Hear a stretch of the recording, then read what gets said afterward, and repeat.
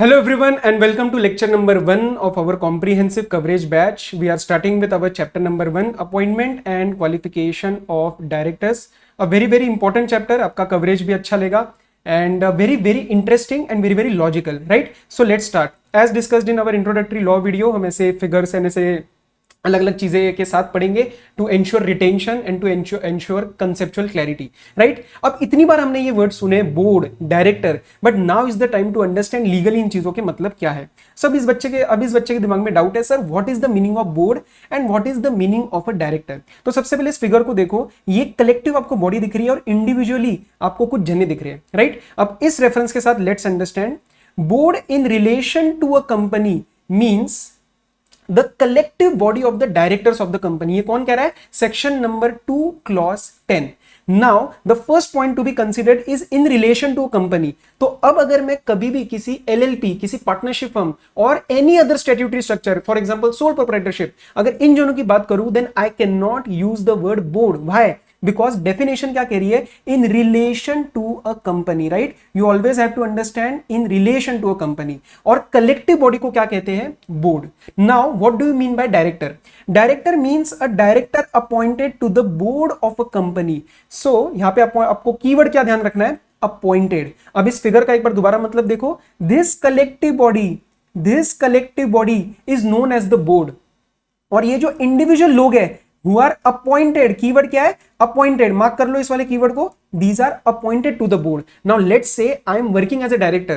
मेरे केबिन के बाहर लिखा हुआ है director. Everyone considers me as a director. लेकिन if I am not appointed as a director, अगर मेरे को अपॉइंट नहीं करा गया, am I a director as per Companies Act 2013? Answer is no. Right? तो आपका appointment word is the keyword. सारे के सारे डेफिनेशन सारे इन सेक्शन नंबर 2. क्लॉज अगर नहीं कॉन्फिडेंट हो तो पेपर में मत लिखना, कोई फर्क नहीं पड़ेगा. देयर आर फ्यू एक्सेप्शंस, जैसे आईबीसी में कुछ और सेक्शन में भी आती है डेफिनेशंस, वहां पे पढ़ लेंगे. अब ये बच्चा कह रहा है सर मतलब तो समझ आ गया, but why do we need them? हमें डायरेक्टर्स की जरूरत ही क्या है? So there are 3 primary set of reasons जिसके वजह से we require board of directors, right? First 2 are kind of can be read in conjunction with each other and third one is the statutory requirement. अब पहला reason समझते हैं. Company is an artificial person. Company is an artificial person and not a natural one. Hence, it cannot act by itself and it requires a human agency to act for it. अब suppose मुझे कल पढ़ना है, मुझे पढ़ाना है, मुझे कहीं बाहर जाना है, I can go, you can go, because we are natural person, we are not artificial person. But अगर कल कोई कंपनी है XYZ क्लासेस प्राइवेट लिमिटेड, अब ये खुद कुछ भी नहीं कर सकती. Why? Because it is an artificial person. अब आर्टिफिशियल पर्सन को कोई नेचुरल पर्सन चाहिए होगा. हेंस इस पॉइंट पे ध्यान दो. Hence it requires a human agency to act for it. अब ह्यूमन एजेंसीज आती है 2, मेंबर्स एंड बोर्ड. मेंबर्स का काम होता है पैसा लगाना, they invest the money.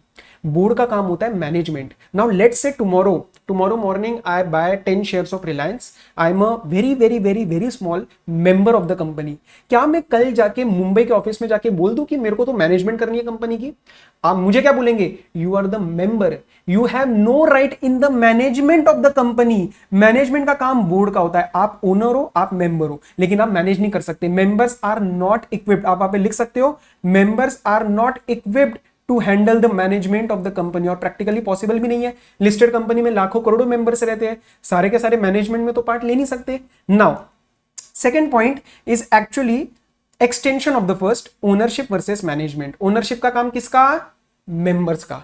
Management का काम किसका? बोर्ड का, राइट? एंड थर्ड, अब किसी बच्चे को अगर लग रहा है सर ये पहले दोनों रीजंस तो बहुत ही वो है, अब लॉ ने आपको कह दिया third, if someone is not agreeing with the first 2 reasons then आपका third reason statutory requirement, section number 149 आगे पढ़ेंगे. ये रहा, इसमें पढ़ेंगे that section 149 mandates requirement of certain directors. Now 2 very important questions ये आपके स्टडी मटेरियल से ही उठे हैं. That what is the legal position of directors? What is the legal position of directors? So they act as the agents as well as trustees, right? They act as the agents as well as trustees. Agents मतलब company का काम करेंगे and trustworthy लोग होते हैं, all the property and everything सबके respect में they act as the trustees. So agents and trustees. Now comes a question: is director an employee of the company? So we have to link this with definition of officer जो कि section 2 clause 59 में आता है. Officer includes a director. Officer की definition में अगर आप पढ़ोगे 259, आपको पूरी डिटेल रिक्वायरमेंट की जरूरत नहीं है. तो officer includes a director and officer of a company is an employ. Hence prove that director is also an employ. ठीक है, तो ये वाली बात भी हमारी अब क्लियर है। So director is an employee of the company. Now come section number 149, company to have board of directors. Now we will understand कि कितने directors, minimum, maximum and certain exemptions also, right. Okay, let's start. Section number 149 subsection 1, how many directors. अब ध्यान से देखना इस वाली चीज को। Every company, so we are not exempting any company, हर एक कंपनी को डायरेक्टर्स की रिक्वायरमेंट है, क्योंकि each and every company is an artificial person, shall have a board of directors consisting of individuals. Keyword mark करो, individuals. तो पहला keyword every, second keyword individuals as directors and, उससे पहले अब आपके दिमाग में आ रहा होगा सर इंडिविजुअल्स डायरेक्टर क्यों चाहिए। Very very logical reason, this question has been covered in my comprehensive question bank as well, that अगर आप इंडिविजुअल्स को नहीं अलाउ करते and suppose you allow companies also, तो company, partnership firm, again they are artificial person. अगर LLP is an artificial person, company is an artificial person, तो उनके behalf पे भी तो कोई इंडिविजुअली काम करेगा। So tomorrow we need to fix responsibility, we need to hold people accountable for non compliance of duties. तो हम किसको अकाउंटेबल होल्ड करेंगे? आप इंडिविजुअल्स को ही तो होल्ड करोगे, आप कंपनी को थोड़ी ना बोल सकते हो। आप बोल सकते हो XYZ प्राइवेट लिमिटेड को इधर आके kindly answer my queries, no, we need individuals. इसीलिए इंडिविजुअल्स को ही अलाउ कर रखा है, क्योंकि कंपनीज के केस में आप रिस्पॉन्सिबिलिटी फिक्स नहीं कर सकते, राइट। सो ये क्वेश्चन आपको क्वेश्चन बैंक में भी मिल जाएगा। Now there comes question, sir minimum और मैक्सिमम। नाउ पहले मिनिमम पढ़ लेते हैं। Minimum number of directors depends upon the type of the company. So it can be an OPC, it can be a private company, or it can be a public company. OPC is, the name is self-explanatory, 1 minimum director, private company 2 and public company 3. ये जो figures है ना, believe me आपको सब paper में इतना ध्यान रहेगा कि ये सारी चीजें हमने लर्न करी है, प्लस ड्यूरिंग द स्टडी भी अननोइंगली बहुत ईज ऑफ प्रोसेस हो रहा है आपको अंडरस्टैंड करने में, because presentation of concepts has been done in such a way कि आपको फिगर्स एंड फ्लोचार्ट्स के साथ रिटेंशन भी इजी रहेगा, प्लस ये सारा बेयर एक्ट की ही लैंग्वेज है। ओके, सो मिनिमम क्लियर है। Now coming to maximum. अब आपके दिमाग में डाउट आ रहा है, सर मैक्सिमम पे कोई लिमिट होनी चाहिए क्या? May be the business is big, maybe the structure is such that we require some higher number of directors, तो maximum क्यों लगा रहे? तो maximum kind of properly उन्होंने नहीं लगाया। अब देखो, उन्होंने बोला है 15 डायरेक्टर्स आपके मैक्सिमम होंगे, लेकिन फर्स्ट प्रोविजो डाल दिया सबसेक्शन 1 में कि if you want more than 15 directors, कोई बात नहीं, एसआर पास करवा लो, पास स्पेशल रेजोल्यूशन, मेंबर्स अगर अप्रूव कर देते हैं हमारे पास मत आना, सेंट्रल गवर्नमेंट एमसीए ये नहीं कर हमारे पास हो। Okay, so if you want more than 15 directors then you can go for a special resolution. Okay, now two important exemptions यहाँ पे आप मार्क करो, जैसे मैंने आपको इंट्रोडक्टरी लॉ वीडियो में बताया था, यहाँ पे 2 इंपॉर्टेंट एग्जेम्पशंस आती है। ठीक है, इसको एग्जेम्पशंस में पढ़ते हैं, देखते हैं। गवर्नमेंट कंपनी के केस में सबसे पहले 149(1)(b जो हमने अभी भी पढ़ा। ओके, तो उसकी क्या एग्जेम्पशन है? उसके ऊपर 15 एंड मोर देन 15 का एसआर नहीं लगता। So section 149(1)(b maximum and first proviso to 149(1) which talks about a special resolution if number of directors is more than 15, ये नहीं लगता। क्लियर है? It does not apply, so it can appoint more than 15 directors without passing a special resolution. I hope this is clear. इसी तरीके से एक section 8 company के लिए भी as it is है, ठीक है, कोई फर्क नहीं है, सेम है। ऑब्वियसली वो ध्यान रखना जो हमने स्टार्ट में सारा पढ़ रखा है एग्जेम्पशंस के रिस्पेक्ट में कि 92 एंड 137 में कोई डिफॉल्ट नहीं होना चाहिए। एक दो जगह ऐसी चीजें आएंगी जहां पे 92 137 का कंप्लायंस नहीं चाहिए होता है, और उसका एक रीजन है, वो मैं आपसे डिस्कस करूंगा at the appropriate time. So these 2 points are I hope clear. Now section 149 subsection 2 irrelevant है। एग्जिस्टिंग कंपनीज मतलब transitional provisions when companies act 2013 came into action, तो ये उस टाइम का है, तो इसको आप थोड़ा सा छोड़ सकते हो, एक बार पढ़ के 1 ईयर का टाइम पढ़ के आप छोड़ देना। Important notes as it is हमने डिस्कस किया था कि एक्स्ट्रा चीजें भी आपको बताई जाएगी। अ कंपनी में provide for a lesser number of maximum number of directors in its articles. अगर कोई कंपनी ये कह देती है अपने आर्टिकल्स में that our maximum directors will be 8, हमें 8 से ज्यादा नहीं चाहिए, तो लॉ कहेगा कि हमें क्या दिक्कत है, this is a stricter compliance. We were asking for a special resolution when the number was exceeding 15। आप अगर 10 रखवा रहे हो, 8 रखवा रहे हो, कोई इशू नहीं है, अलाउड है।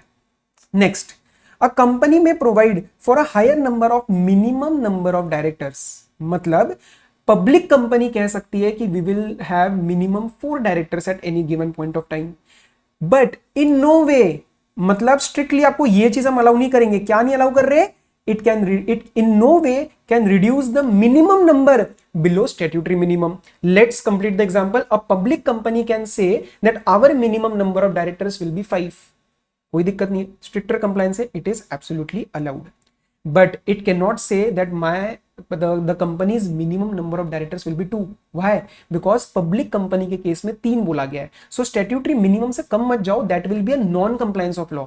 Sir, so here you need to differentiate between what is a stricter compliance and what is a non-compliance of law. तो स्ट्रिक्टर कंप्लायंस में कोई दिक्कत नहीं है, लेकिन आप नॉन कंप्लायंस नहीं कर सकते, हमसे अगेंस्ट नहीं जा सकते, right? I hope this is clear. Now exemptions हो चुकी है, इसके कुछ क्वेश्चंस देख लेते हैं. अब देखो, अब the number of directors by each of the following companies is 9. ठीक है, 9 डायरेक्टर्स है इस कंपनी के. Pathway company limited public company है. ABC private limited public private में तो कोई फर्क हमने ऐसा पढ़ा नहीं है, बस मिनिमम का है, इसमें मैक्सिमम का question, maximum number of directors का क्वेश्चन टाइप है ये, तो इन दोनों में तो कोई फर्क नहीं पड़ेगा. मैन्युफैक्चरिंग एसोसिएशन सेक्शन 8 कंपनी, अच्छा इसमें फर्क पड़ जाएगा. And Hindustan limited a government company, इन दोनों के केस में हमने एग्जेम्पशंस पढ़ी है, इन दोनों के केस में हमने एग्जेम्पशंस पढ़ी है. सो जब एग्जेम्पशंस की बात आएगी तो यहां पे आपको ध्यान रखना है. The board of directors of the aforesaid companies propose, अभी प्रपोज ही कर रहे हैं, to increase the number of directors to 15. Sir 15 में तो कोई दिक्कत ही नहीं है, 15 से ऊपर जाते हैं तो एसआर की रिक्वायरमेंट है, उसमें भी फिर एग्जेम्पशंस का बात आती है, बट 15 तक कोई दिक्कत नहीं है. Advise whether it is possible for the possible to do so under the companies act. Yes, no, कोई दिक्कत नहीं है, कर लो. Also next part, what would be your answer if the proposed number of directors would have been 16 instead of 15? अब यहां पे हमें दिक्कत आएगी क्योंकि 15 से ऊपर जा रही है. तो देखो, पहले तो नॉर्मल तरीके से लीगल प्रोविजंस लिख दी, उसके साथ साथ हमने प्रॉपर एग्जेम्पशंस की नोटिफिकेशंस को स्टेट किया, एंड ये सारा तुमने ऑलरेडी इंट्रोडक्टरी में पढ़ लिया कि आपको कैसे क्वेश्चन बैंक को स्टडी करना है. अब मेन बात पे आ जाओ, दैट ऑल द 4 कंपनीज, ये कौन सा आंसर है? When they want to increase the number of directors to 15, they can do so without any approval of members, since a special resolution is needed only when the number of directors is proposed to be more than 15. तो 15 तक तो हमें कोई दिक्कत ही नहीं है. लेकिन अगर 16 करना है तो सर जो पहली दोनों कंपनीज थी पब्लिक और प्राइवेट, ये रही पाथवे कंपनी लिमिटेड और एबीसी प्राइवेट लिमिटेड, इनको एसआर चाहिए था only after obtaining approval of the members by a special resolution. तो इनको स्पेशल रेजोल्यूशन पास करना पड़ेगा, और इन दोनों कंपनीज को section 8 and government company without any approval of member से काम चल जाएगा, because there exist an exemption provided 92 and 137 have been complied, right. अब इसको छोड़ के एक एक्स्ट्रा बात बता रहा हूं, उसको ध्यान से समझ लो, इस नोट को वेरी वेरी इंपॉर्टेंट मार्क करो, इस नोट को वेरी वेरी इंपॉर्टेंट मार्क करो. If articles of any company, let's say, हमने पढ़ा था ना कि कोई भी कंपनी मैक्सिमम नंबर को कम स्पेसिफाई कर सकती है. सो अगर किसी कंपनी के आर्टिकल्स कहते हैं our number of directors will be max to max 9, तो 9 से 15 जाने के लिए या 9 से 16 जाने के लिए, in either case there will be an amendment of articles required. Amendment of articles required है तो आपको सेक्शन नंबर 14 कंप्लाई करना पड़ेगा. सेक्शन नंबर 14 में you need to pass a special resolution, right. So इसको ध्यान से देख लेना.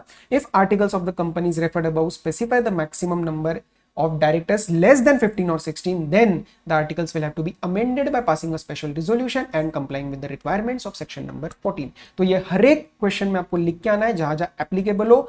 अगर आपको आर्टिकल्स के बारे में कुछ नहीं दे रखा होगा तो नोट डाल के आना, दे रखा है तो आंसर का पार्ट ही बनेगा, right. I hope this point is clear. Okay, आगे चलते हैं. ये तो बहुत ही नॉर्मल क्वेश्चन है, ये तो आपसे हो जाएगा डायरेक्ट, इसमें भी ऐसा कोई दिक्कत नहीं है. ओके, ये रहा बोला question, why does section 149 permit only individuals to be appointed as directors of the company? Two, because directors की पोजीशन एज ट्रस्टी है, right. It is similar to a trust and there involve some duties and responsibilities. So अगर कोई भी contravention हो जाता है और failure हो जाता है to carry out the obligations, then there should be someone available to be held responsible for such failure. If a company is a director, हम कंपनी में किसी को भी, कंपनी को we can not hold responsible. Company से भी आगे उठ के तो नेचुरल इंडिविजुअल्स ही आएंगे, नेचुरल पर्सन ही आएंगे, इसीलिए we are allowing only and only individuals as the directors. If any body, corporate or firm or person other than individual, इसको मार्क कर लेना, इसको मार्क कर लेना अच्छे से, other than individual is allowed to be a director, then it shall be difficult to fix responsibility. I hope this is clear, right? तो concepts पे आगे बढ़ते हैं। 164 एंड 167 अब साथ में पढ़ेंगे, then we will move to questions. Now 164 talks about disqualifications for appointment of director. क्या आपको लगता है कोई भी उठ के डायरेक्टर बन सकता है? तो answer is no. Now whenever we talk about disqualifications, 2 subsections दिमाग में आ जाने चाहिए। फर्स्ट, मेरी गलती मतलब डायरेक्टर की गलती, और सेकंड, उस कंपनी की गलती जिसके अंदर मैं डायरेक्टर हूं। फर्स्ट मेरी गलती, सेकंड कंपनी की गलती जिसके अंदर मैं डायरेक्टर हूं, right? So let's start with our first part. 164 subsection 1 reasons related to director himself। 164.2 default by company in which he is a director, ये अगला पढ़ेंगे। तो स्टार्ट करते हैं। he is of unsound mind and stands so declared by a competent court। तो ध्यान रखना, कोई भी आके नहीं बोल सकता है कि ये पागल है, ऐसे नहीं बोल सकते, कॉम्पिटेंट कोर्ट होना चाहिए उसके लिए। And he can become one sound, ये बोलने की जरूरत ही नहीं है, क्योंकि अगर वो साउंड माइंड का हो जाएगा तो वन साउंड रहा ही नहीं। तो जब तक वो अनसाउंड माइंड का है and provided he is declared by competent court, he can not become a director. B, he is an undischarge insolvent, मतलब इंसॉल्वेंसी का दाग अभी भी उसके ऊपर लगा हुआ है। Next, he has applied to be adjudicated as an insolvent and application is pending, मतलब अभी वो प्रॉपर एडजुडिकेट नहीं हुआ है, लेकिन वो खुद ही कह रहा है मेरा दिवाला निकल चुका है, वो खुद ही कह रहा है मैं इंसॉल्वेंट हूं, तो ऐसे बंदे को हम डायरेक्टर क्यों अलाउ करेंगे, right? So A B C clear है। Next, he has been convicted, mark करना ये keyword, this is convicted by a court.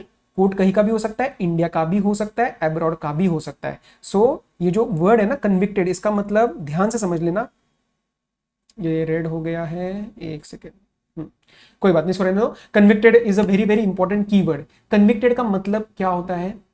Whenever the court gives the final order, उसका कन्विक्शन जब तक नहीं आता है तब तक वो डिस्क्वालीफाइड नहीं होएगा। It is possible that case चल रहा हो, चल रहा है, लेकिन केस चलने के टाइम पे मैं डिस्क्वालीफाइड नहीं हूं unless and until conviction order is there, and that court can be of India और अब्रॉड, राइट? ऑफेंस कौन सा? Any offence whether involving moral turpitude और अदरवाइज का मतलब आपको पता होना चाहिए, आगे भी मैंने नोट में डाल रखा है, लेकिन आप लिख लो, कंपनीज एक्ट 2013 या फिर कंपनीज एक्ट 1956, ठीक है? ये कोई भी दो में से अगर हो तो वो बेसिकली कंपनीज लॉ का उसने कोई भी नॉन कंप्लायंस किया है। एंड कंडीशन क्या है? कन्विक्शन के बाद इंप्रिजनमेंट, कितने टाइम की? देखो, he has been sentenced in respect thereof to imprisonment for not less than 6 months। तो मिनिमम 6 मंथ्स की उसकी सजा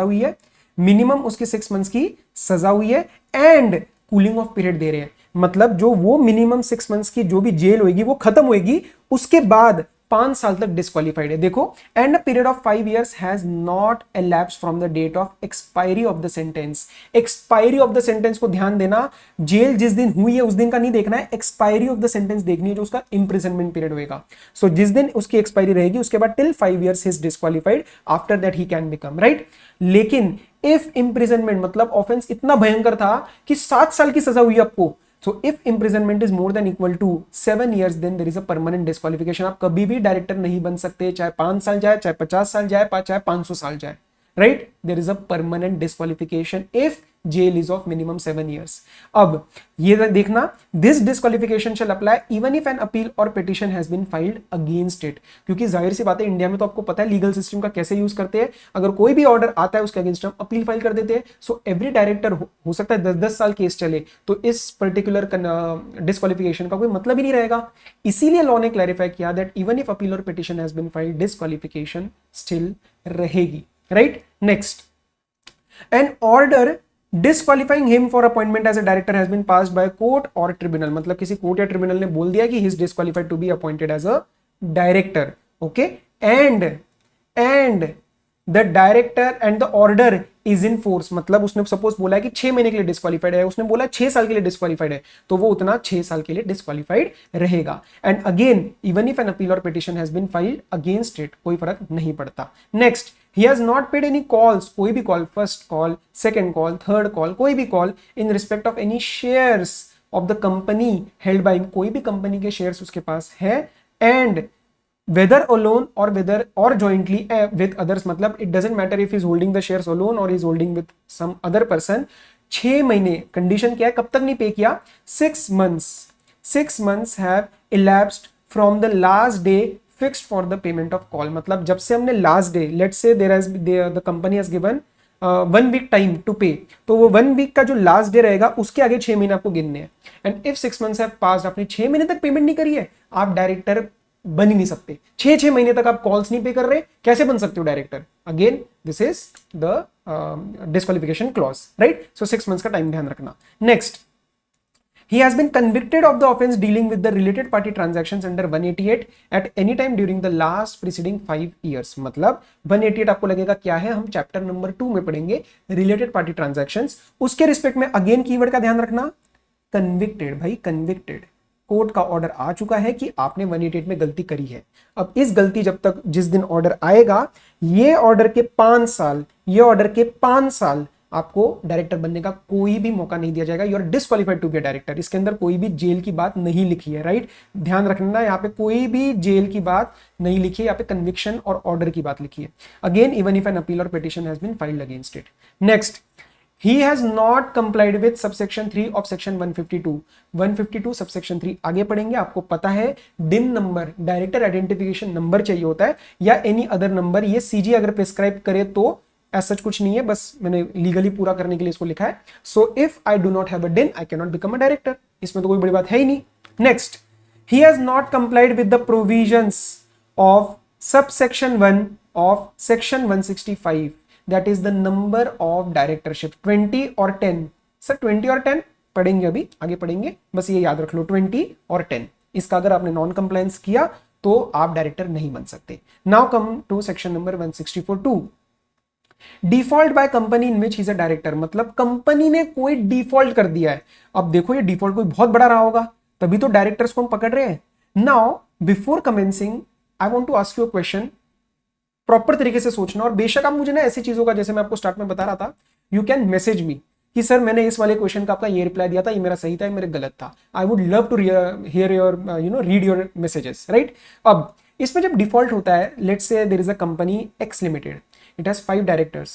अब एक्स कुछ ऐसी गलती करने वाली है, क्या करने वाली है अभी पढ़ेंगे, लेकिन ऐसी कोई गलती करने वाली है कि उसके डायरेक्टर डिस्क्वालीफाई होने वाले हैं। अब जब मैं बोल रहा हूँ डायरेक्टर, तो कौन डायरेक्टर? 5 में से let's say it has 5 directors, कितने डायरेक्टर्स डिस्क्वालीफाई होंगे? तो answer is we can not hold any 1 और 2 और 3 और 4 directors responsible, all 5 will be responsible. तो उस कंपनी के जिस दिन वो डिफॉल्ट हो रहा है, जितने डायरेक्टर रहेंगे सारे के सारे डिस्क्वालीफाई कर देंगे, राइट? कंसेप्ट क्लियर है? 164(1) में डायरेक्टर की गलती थी, इसीलिए वो डायरेक्टर डिस्क्वालीफाई हो गया। 164(2) में कंपनी की गलती है, इसीलिए कंपनी के सारे directors as on the date of default shall be disqualified, right? I hope this is clear. अब इसकी लैंग्वेज पढ़ते हैं। Major, no person who is और हैज बीन, क्योंकि वो बाद में छोड़ के भी चला जाए फर्क नहीं पड़ेगा, हमें देखना है जिस दिन डिफॉल्ट होता है। हु इज और has been a director of a company which commit certain defaults, क्या डिफॉल्ट्स अभी पढ़ेंगे। नो पर्सन, जो कि डायरेक्टर था या रहा है, shall be eligible to be reappointed as a director of that company। मतलब जिस कंपनी ने डिफॉल्ट किया है, दैट मतलब लिखो वहां पे जिसने डिफॉल्ट किया, which committed the default, लिखो मेरे साथ, which committed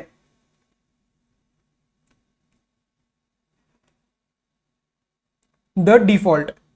जिसने डिफॉल्ट किया उस कंपनी में कभी भी वो रीअपॉइंट नहीं होएगा और वो किसी और कंपनी में अपॉइंट नहीं होएगा। तो इसका एक और इंटरप्रिटेशन लिखो मेरे साथ साथ कि उस कंपनी में वो, चलो वो उसको मैं वेकेशन के साथ ही कराऊंगा आपको, वो वेकेशन के साथ कराऊंगा। सेकंड वाली बात आप छोड़ दो, ठीक है? इस वाली बात को आप छोड़ दो, आगे बढ़ते हैं।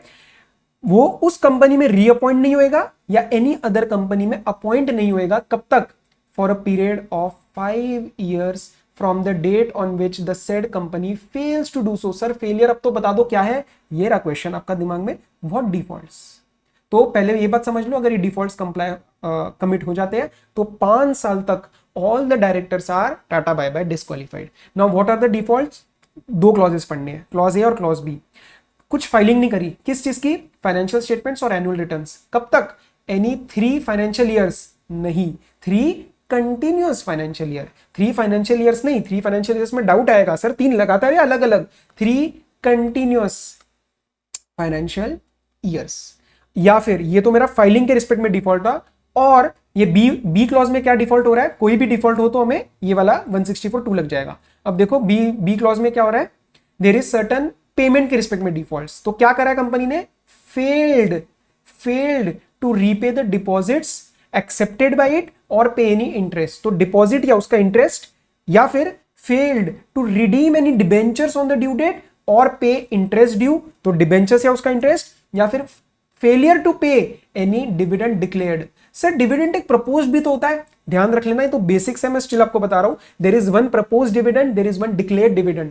Dividend is propose by the directors, dividend is declared by the members. Unless and until the dividend is declared by the members, वो चीज एक्चुअल में लायबिलिटी नहीं बनती है कंपनी की, राइट। ये मैं आपको कंसेप्चुअली बता रहा हूं। तो जब तक मेंबर्स नहीं डिक्लेयर कर सकते, डिक्लेयर करते, प्रपोज डिविडेंड का कोई मतलब नहीं है। इसीलिए वर्ड ध्यान से देखना, अगर आप पेपर में डिविडेंड लिखते हो और मैं अगर एग्जामिनर हूंगा तो मैं नंबर नहीं दूंगा। व्हाई?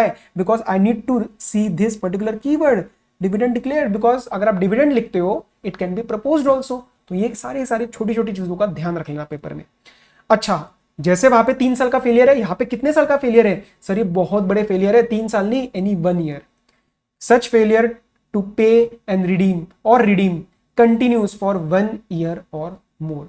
ठीक है, अब हो सकता है किसी बच्चे के दिमाग में डाउट आ रहा है, और इसी तरीके से देखो ये बच्चा बहुत परेशान है। अब क्यों परेशान है? देखो, आई एम अ न्यू डायरेक्टर, पूछो उससे क्या प्रॉब्लम है। वो कह रहा है sir I am a new director in a company which is already in section 164(2) default. मैं उस कंपनी में अपॉइंट हुआ हूं नया नया, और वो 164(2) के डिफॉल्ट में ऑलरेडी है। So am I disqualified immediately on joining? Am I disqualified immediately on joining? तो लॉ ने यहाँ पे एक रिलीफ दिया। क्या रिलीफ दिया? देखो, provided that where a person is appointed, नया नया appointed as a director of a company which is in default of clause A or clause B, he shall not incur the disqualification। कब तक? 6 महीने तक। 6 महीने के बाद 6 महीने तक निकल जाना तभी बचोगे। he shall not incur for a period or disqualification for a period of 6 months from the date of his appointment। और ये सुन के उसको बहुत खुशी मिली, राइट। तो ये स्माइलीज, ये फिगर्स बहुत काम आने वाली है आपको पढ़ते वक्त भी और रिटेंशन के टाइम भी, राइट। तो ये डाउट हमेशा याद रख लेना, और इस डाउट का ये आंसर करके ये इसको खुशी मिल चुकी है। इसके ऊपर एक क्वेश्चन भी है, पहली बार टेस्ट करा गया रिसेंटली, वो मैं आपको अभी कवर करवाऊंगा।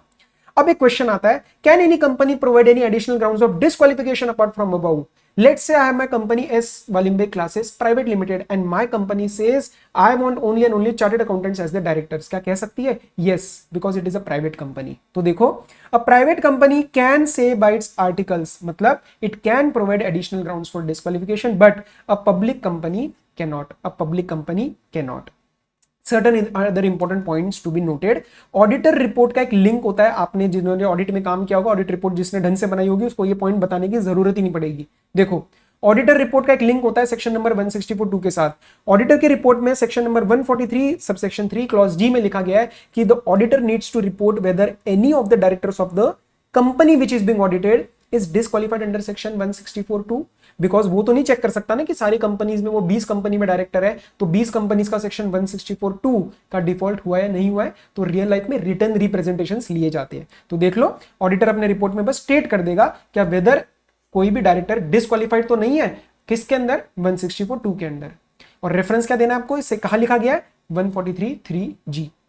अच्छा, एक चीज, if section 164(2) default is made good by the company, still directors will continue to be disqualified. वरना क्या होगा, आज डिस्क्वालिफिकेशन हुई, सब डायरेक्टर्स डिस्क्वालिफाई होने से पहले मैं कल I will make the default good, तो इससे तो काम नहीं चलेगा, इसीलिए the directors will continue to be disqualified. अब एक सवाल आता है, सर मैं 17 ईयर्स का हूं, can a minor become a director? तो ध्यान रखना, अच्छा अब ऊपर सेक्शन 164 में तो कहीं नहीं लिखा है एज लिमिट, लेकिन हमने क्या लिखा था? डिन नंबर चाहिए, and a minor can not apply for DIN, right. तो माइनर डिन के लिए apply, can not apply for DIN, and hence he can not become a director, because DIN is one of the requirements to become a director. आप DIN की जब filing kit देखोगे तो उसमें आप देख लेना माइनर अप्लाई नहीं कर सकता, राइट। तो मेरा फाइनल आंसर क्या बना? माइनर डायरेक्टर बन सकता है या नहीं बन सकता? वो नहीं बन सकता डायरेक्टर। क्यों नहीं बन सकता? क्योंकि वो डिन के लिए अप्लाई नहीं कर सकता, right. Now let's study section 167, फिर इसके कुछ एग्जेम्पशंस देखेंगे, फिर हम कंसेप्ट बैंक पे जाएंगे, क्वेश्चन बैंक पे जाएंगे, राइट। सेक्शन 167। अब सर हमने ये बात तो कर ली कि, जस्ट अ मिनट,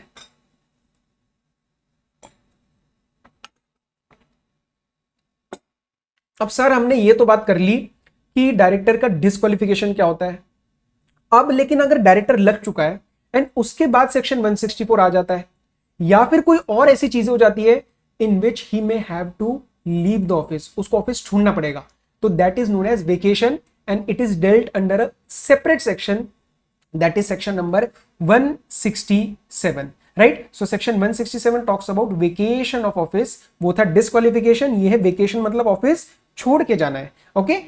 उसके लिए कोई अपॉर्चुनिटी ऑफ बिंगन नहीं देनी पड़ती, कोई रिजोल्यूशन नहीं चाहिए, 167 लग गया, टाटा बाय बाय। हालांकि इसके ऊपर कुछ केस लॉज वगैरह है, not required at your level, so हम उसको डिस्कस नहीं करेंगे और आपके पेपर में भी नहीं आएगा, okay. Now section number 167 subsection 1 talks about grounds of vacation. The office of a director shall become vacant in case, clauses पढ़ते हैं, he incurs any of the disqualifications specified in section number 164। अब उसके साथ साथ एक very very important यहां पे लगा देना 2 स्टार 3 स्टार लगा देना बेशक। 164(2) का अगर डिफॉल्ट हो जाता है तो किस किस कंपनी में से आपको वेकेट करना है, very very important, very very testable, इसकी प्रोबेबिलिटी बहुत है आपके टेस्ट होने में in your ICI exam. So let's say I am a director in A, B and C. A ने 164(2) का डिफॉल्ट किया तो मैं किन कंपनीज में से वेकेट करूंगा? I will vacate from B and I will vacate from C.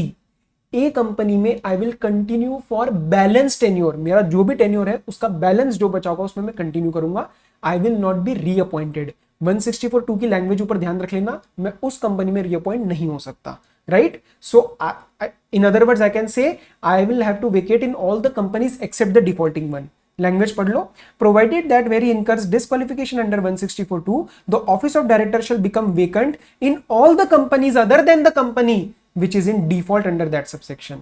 Clear है? ये वाला जो पॉइंट है proviso two clause number A subsection 1 section 167 mark कर लेना।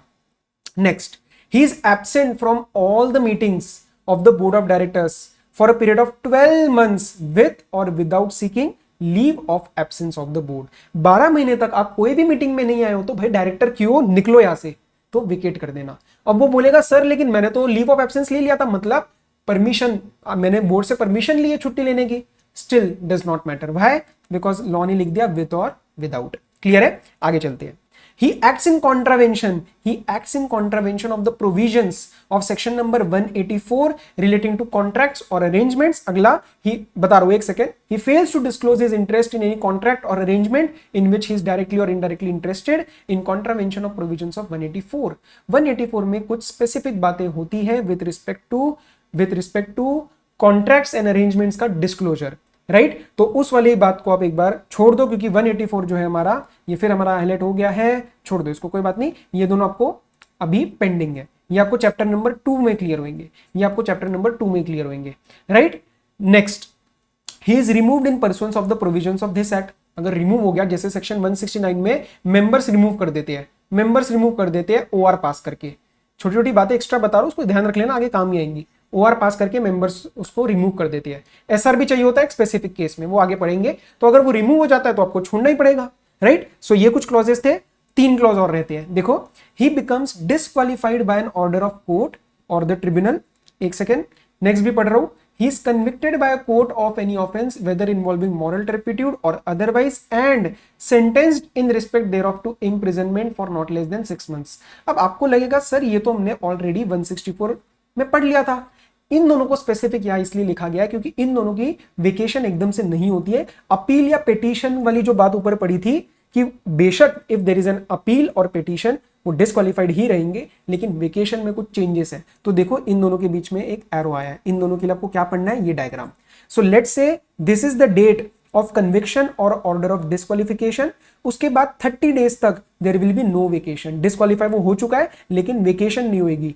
30 दिन तक हो सकता है कोई अपील या कोई भी पिटीशन प्रेफर करी जाए। नाउ इफ दैट अपील और पिटीशन इज प्रेफर्ड तो क्या होगा, वो जब भी डिस्पोज होगी उसके 7 दिन तक फिर हमें वेट करना है। अगर अपील पिटीशन फाइल नहीं हुई तो यहां पे वेकेशन हो जाएगा, लेकिन अपील या पिटीशन प्रेफर हो गई तो उसकी डिस्पोजल के बाद फिर 7 दिन वेट करो। अगर 7 दिन में कोई अपील या पिटीशन डल गई तो वो अपील या पिटीशन जब तक डिस्पोज नहीं होती तब तक कोई भी वेकेशन नहीं रहेगी। लेकिन अगर इन 7 दिनों में कोई भी अपील या पिटीशन प्रेफर नहीं होती तो यहां पे वेकेट करना पड़ेगा।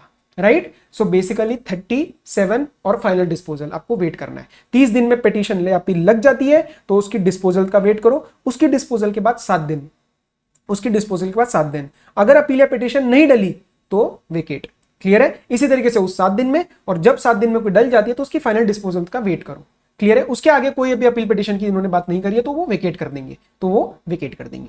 Next clause, he having been appointed a director by virtue of his holding any office or any other employment in the holding subsidiary या एसोसिएट। 3 कंपनीज को ढंग से मार्क कर लो, होल्डिंग, सब्सिडियरी और associate. And he ceases to hold such, ध्यान से, सच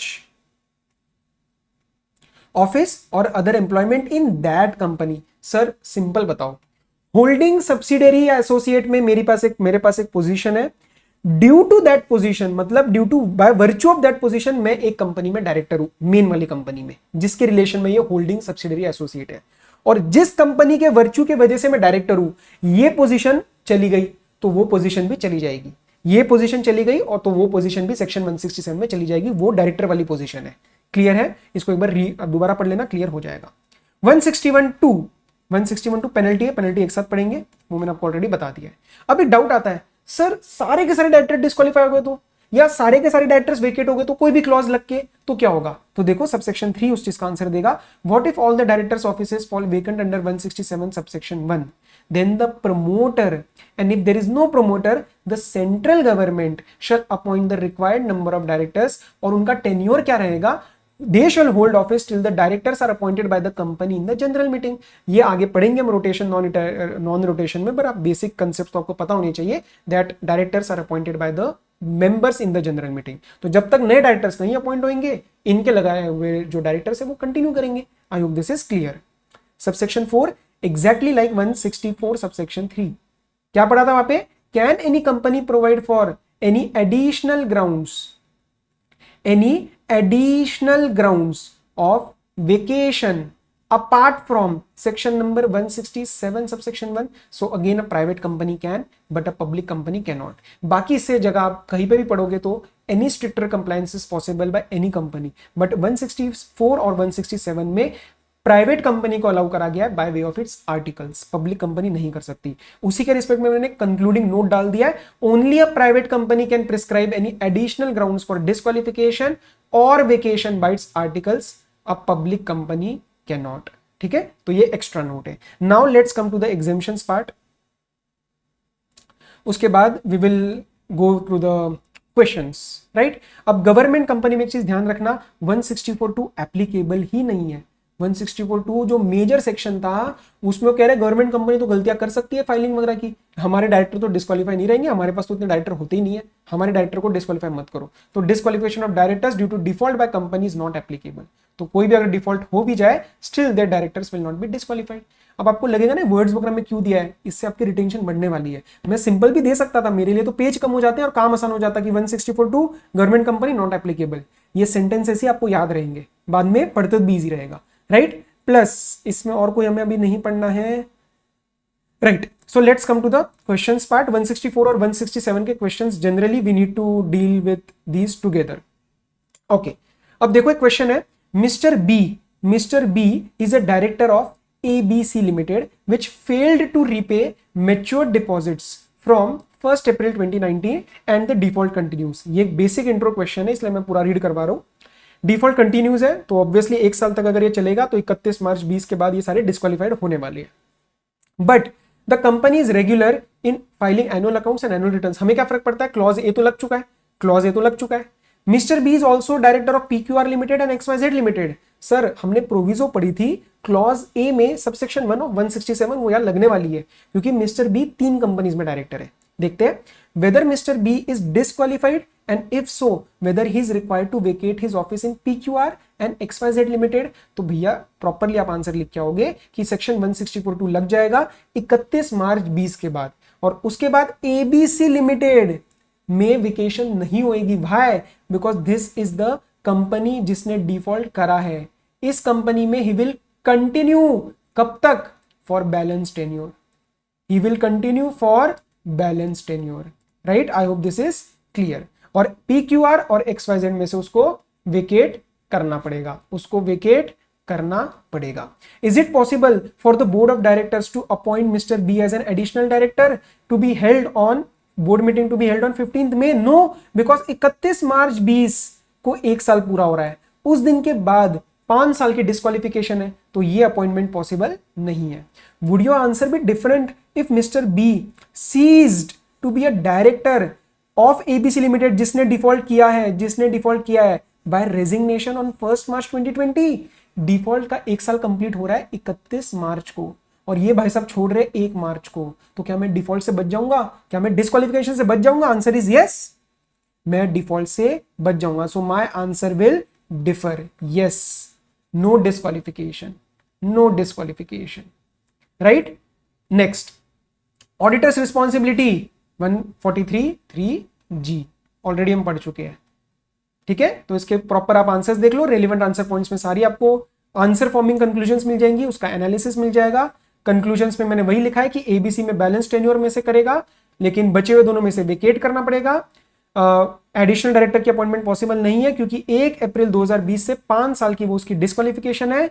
next, अगर रिजाइन कर देता तो डिस्क्वालिफिकेशन एस्केप कर जाता, और ये 143(3)G।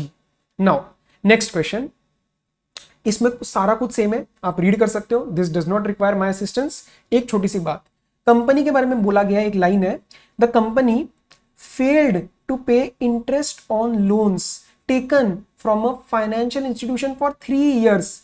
मेजॉरिटी तो नहीं कहूंगा, कुछ बच्चे फटाफट से पेपर की प्रेशर में गलती से इसको क्या समझेंगे, डिस्क्वालिफिकेशन लग गई सर, डिस्क्वालिफिकेशन लग गई, 3 साल की फेलियर है। अरे भाई, interest on loans is not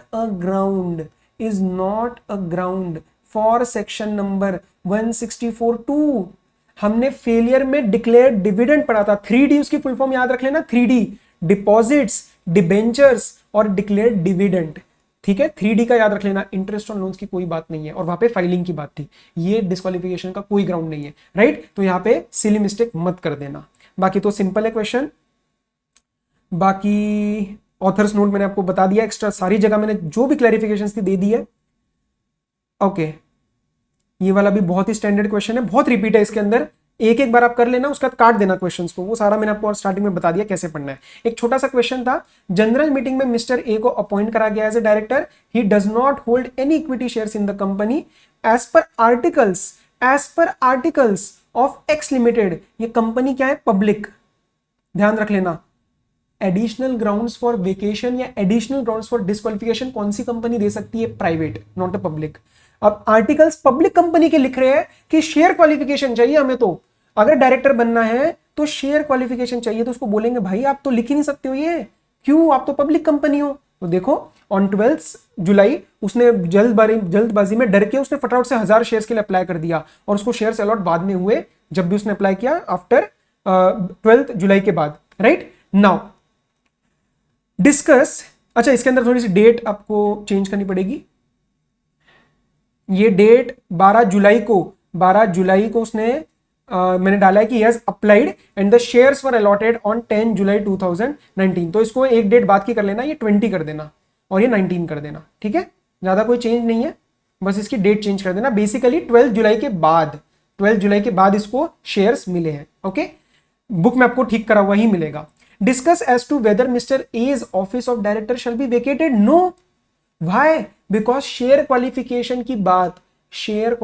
की बात पब्लिक कंपनी अपने आर्टिकल से लिख ही नहीं सकती, तो इसमें आप पढ़ सकते हो 164 और 167 में कोई क्वालिफिकेशन ऑफ शेयर्स की बात नहीं है, और कोई भी कॉन्ट्ररी प्रोविजन अगर किसी भी आर्टिकल में लिखा जाए तो वो भी वॉइड है। इसका रेफरेंस होता है सेक्शन नंबर 6, ये भी आप एक्स्ट्रा पॉइंट के लिए लिख सकते हो, कई की जगह मैंने मेंशन भी किया है, if any articles provision goes against the companies act 2013 it is void. कौन कहता है, सेक्शन नंबर 6, ठीक है। तो कंक्लूजन, कोई वैकेंसी नहीं आएगी। अब इसमें ना एक क्वेश्चन है, मैं आपको इसका बता देता हूं मेन पार्ट, बाकी तो आप पढ़ सकते हो, वेरी इजी क्वेश्चन, एक पार्ट में मेरी जरूरत पड़ेगी आपको। सो मिस्टर विक्रम है, ही is a director of a company जिसने 164(2) का डिफॉल्ट कर दिया है। अब उसके रिस्पेक्ट में वो पूछ रहे हैं, 164(2) डिफॉल्ट तो लग चुका है, what would be your answer in case he is a nominee director of a public financial institution. तो इसका आंसर देखो मैंने क्या दिया है, in case mister Vikram in case Mr. Vikram is a director of a PFI, public financial institution, then 164 shall not be applicable to him and hence he shall not be disqualified. This answer is completely in line with the ICI answers.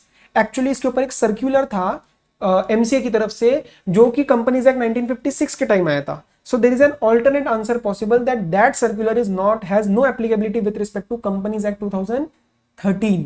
ठीक है, तो वो लेकिन I would not prefer because ये आपको ICI का ही उसके ऊपर फॉलो करना चाहिए. उसके रिस्पेक्ट में प्रॉपर ऑथर्स नोट भी आपको मिल जाएगा कि ऑल्टरनेट आंसर भी पॉसिबल है, लेकिन पेपर के लिए किसको फॉलो करना है, आईसीएआई को, मतलब ऊपर वाला.